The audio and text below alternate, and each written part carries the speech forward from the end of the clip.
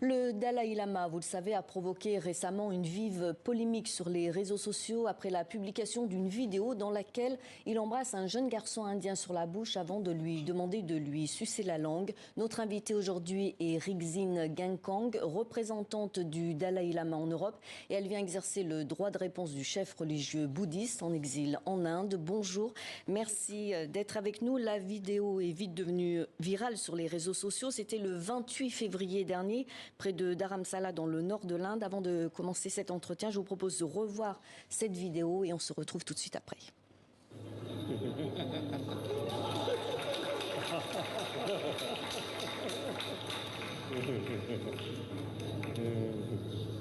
It's my tongue.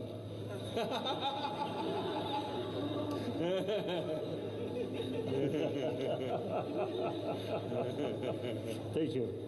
Thank you.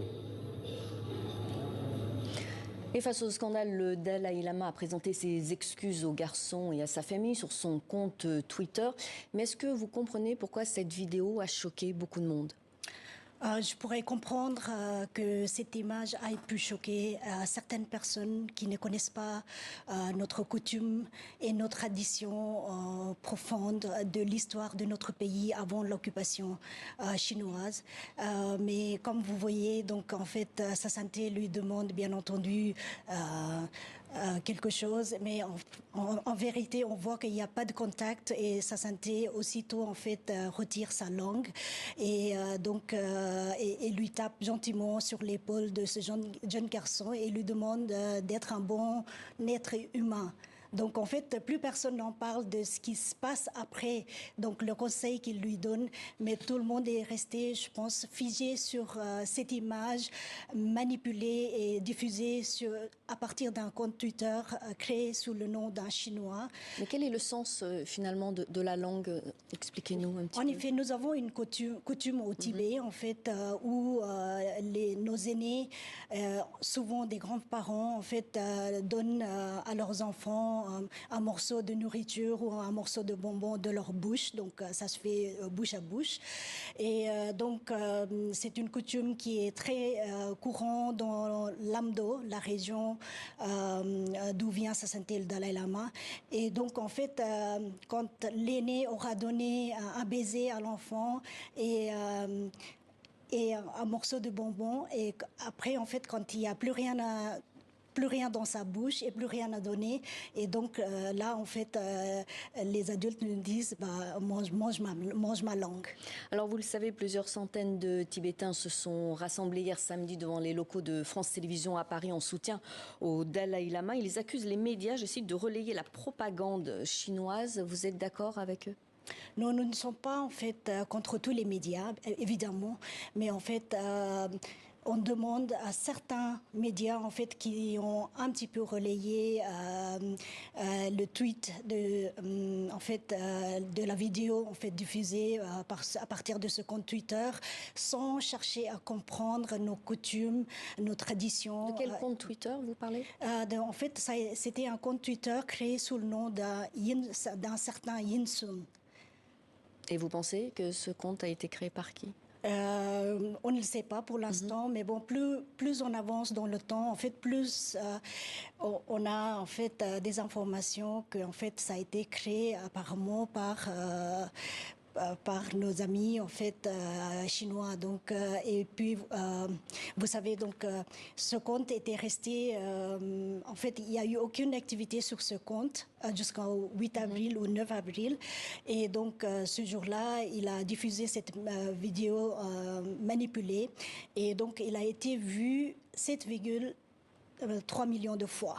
Donc, alors, le Dalai Lama, effectivement, a lui-même accusé des sources pro-chinoises d'avoir diffusé cette vidéo passée inaperçue jusque-là. Selon lui, l'angle politique de cet incident ne peut être ignoré. Vous pensez donc que Pékin a tout orchestré pour nuire à l'image du Dalai Lama ?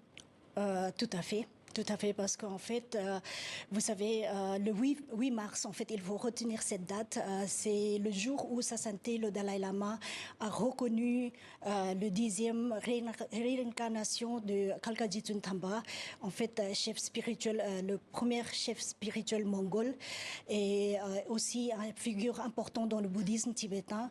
Ce dernier aura un rôle crucial dans la succession du 14e Dalai Lama, et donc il a été reconnu à Dharamsala devant 600 dignitaires mongols et 5 millions de moines, et ce qui a exaspéré le Parti communiste chinois, et ceux qui en fait réclament depuis très très longtemps qu'en fait ils ont le pouvoir exclusif dans la succession de la succession du 14e Dalai Lama. Alors l'Église catholique a été secouée par des scandales pédophiles, mais aussi le bouddhisme tibétain. Qu'a fait le Dalai Lama pour aider les victimes et faire éclater la vérité?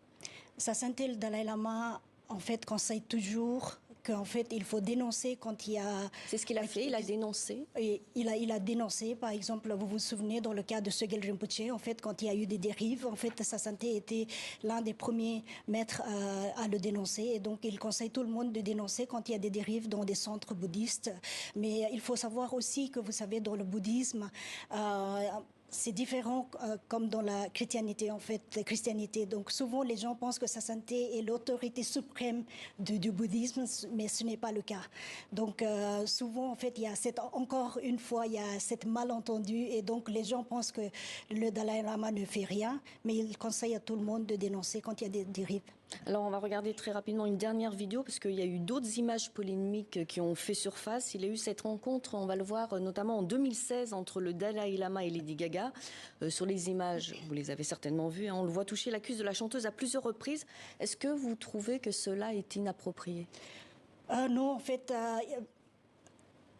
étant quelqu'un qui connaît Sa Sainteté, le Dalai Lama, en fait, il a une personnalité très espiègle et il aime bien toucher les gens. Vous savez, peu importe, en fait, enfant, adulte, chef d'État, en fait... ça change pas en fait pour lui, tout le monde est égal, donc il aime bien toucher pour mettre les gens à l'aise.